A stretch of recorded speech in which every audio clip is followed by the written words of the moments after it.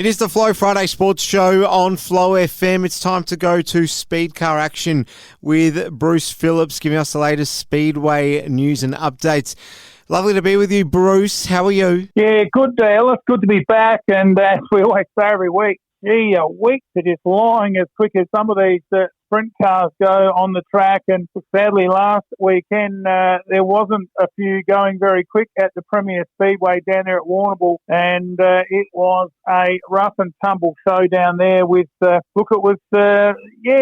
so much, just the track just seemed to be very challenging. And I think they put a fair bit of water into it early. And then as the night went on, it just sort of hardened up and made the conditions for the A main quite difficult. And look, let's go straight into that, mate.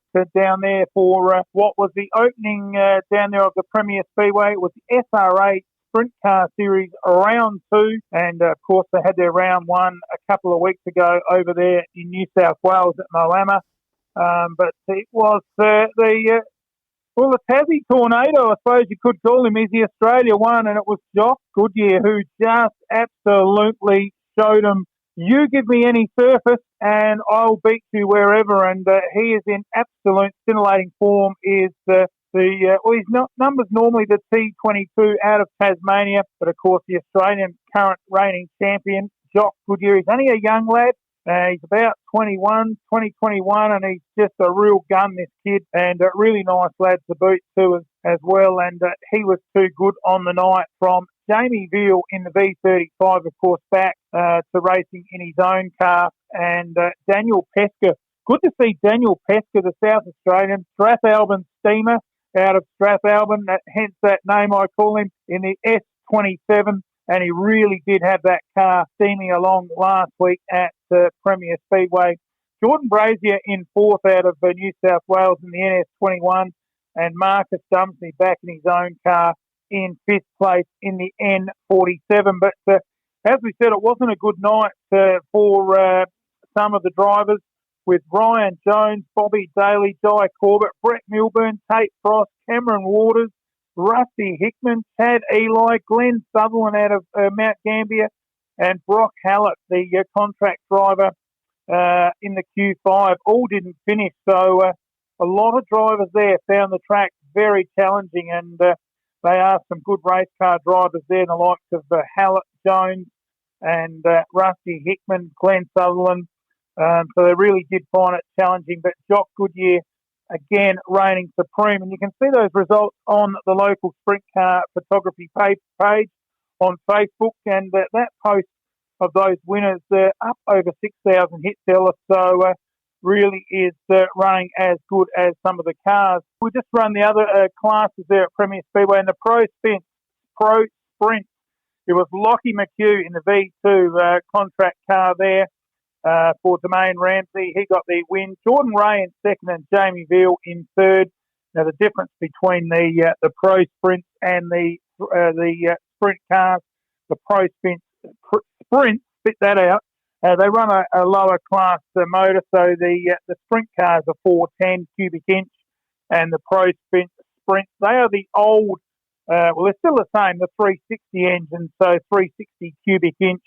And it's all got to do with how much the piston and that's bored out, and that's the difference that gives them the extra speed. But in the modified sedans over there, Kyle Waters and Lockie Fitzpatrick and Scott Angus got the job done in the modified sedans, and that was probably another reason that may have contributed to that.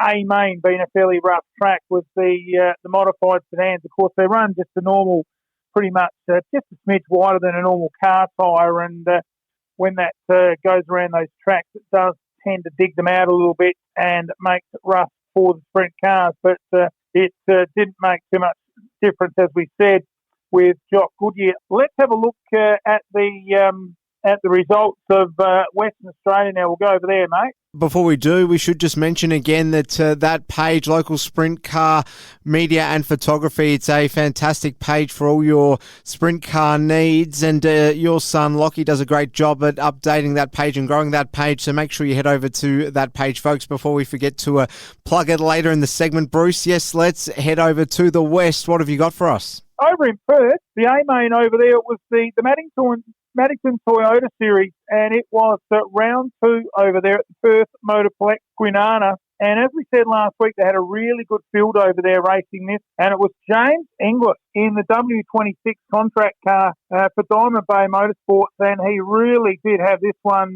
wheeling around, and he got the job done in front of Dane Kingshot, of course, the round 1 winner over there at Kwinana at Perth Motorplex in the W2 for the Cricket team.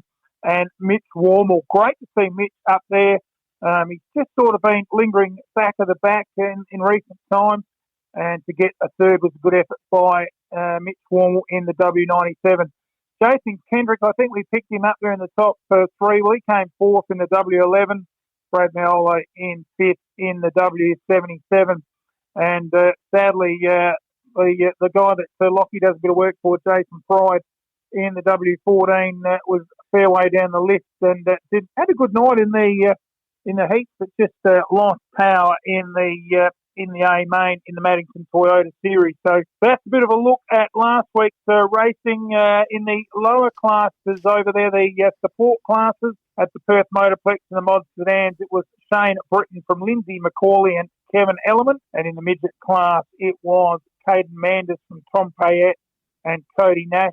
In the late models, Jason Oldfield got it from Warren Oldfield in the Oldfield battle. Joe Chalmers in 3rd place.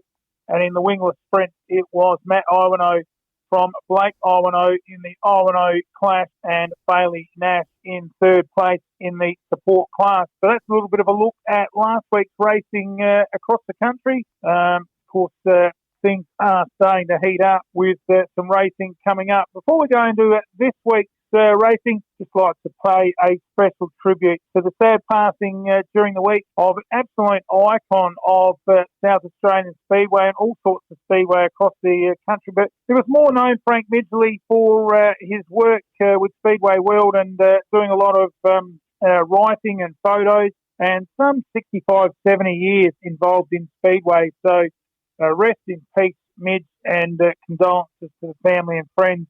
And he certainly taught my lad Lockie a lot about taking photos when he started about 11, 12 years ago. So rest in peace there, Midge. So some sad news there coming out of South Australian Speedway. Absolutely, Bruce, and we echo those sentiments. Let's move to South Australia's 4th most popular city in Whyalla. A lot to look forward to, Bruce. Give us the lay of the land. Well, not a big field racing up there at Whyalla, sadly. Like, they may get maybe 1 or 2 more late nominations, but it's not really looking like they will. And at Whyalla, it's the Southern Shootout Series, which should be an absolute belter. Well, normally they get a good field for this, but coming up, I guess, in a couple of weeks is the continuation of the UFC at Murray Bridge. So maybe, things are a little bit tough out there still, and, with the cost of running these things, and maybe just some of the drivers holding off for that bigger meeting at Murray Bridge and not supporting this one. But only 8 drivers nominated, so we'll go through them. Chad Eli, Kecky Fallon out of Loxton, Lisa Walker and Matt Eagle in the S52 there, Corey Sando, Lockie McDonough and Luke Dillon in the S81, and Ryan Jones in the S63. Good to see Jonesy. He'll get that car up and running in the next few days and get that up there to Whyalla for the Southern Shootout Series Round 1. Should be a absolute belter up there at Whyalla. Great little track up there, not far from the city, and should be a big crowd up there for their opening sprint car meeting of the season. Also some racing at Avalon too, in the SRA continuation Round 3, the Avalon Raceway there at Lara.